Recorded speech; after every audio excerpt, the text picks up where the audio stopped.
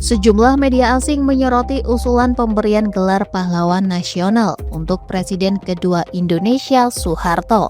Beberapa media menyoroti adanya reaksi keras dari para pegiat hak asasi manusia soal usulan tersebut.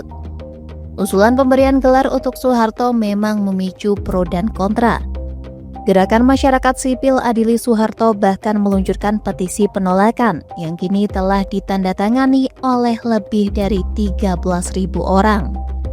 Sementara Menteri Kebudayaan Fadlizon menanggapi penolakan itu sebagai sebuah bentuk masukan.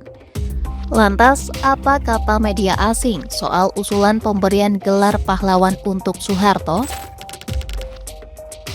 Media asal Singapura The Straits Times merilis sebuah artikel berjudul National Hero Proposal for Indonesia's Ex-President Soeharto Spark Backlash pada Selasa 4 November 2025.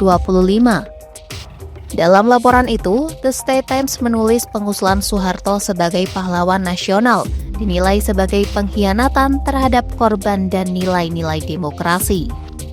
Media itu menyebut Soeharto sebagai mantan diktator yang memimpin Indonesia dengan tangan besi selama 3 dekade dan pemerintahannya diwarnai tuduhan korupsi serta pelanggaran HAM berat. Sekitar 500 aktivis dan akademisi disebut telah mengirim surat kepada Presiden Prabowo agar menghentikan proses pengusulan tersebut.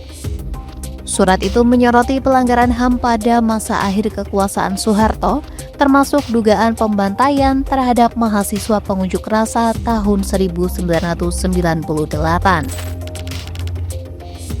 Media Malaysia The Sun juga memberitakan isu ini dengan judul Soeharto National Hero Proposal Spark Backlash from Right Groups.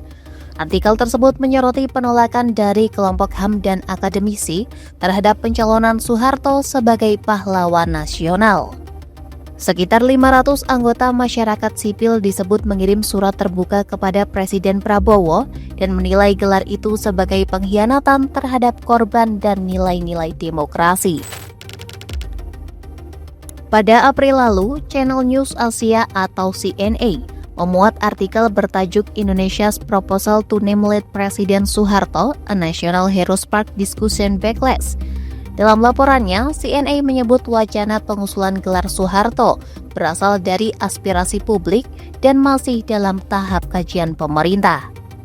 Namun usulan tersebut memicu penolakan keras dari sejumlah pihak, termasuk Komisi untuk Orang Hilang dan Korban Tindak Kekerasan.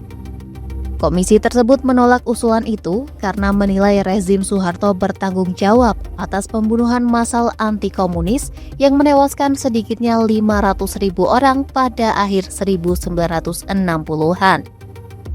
Meski demikian, CNA juga melaporkan beberapa ahli menilai Soeharto secara formal telah memenuhi syarat administratif untuk dianugerahi gelar pahlawan nasional.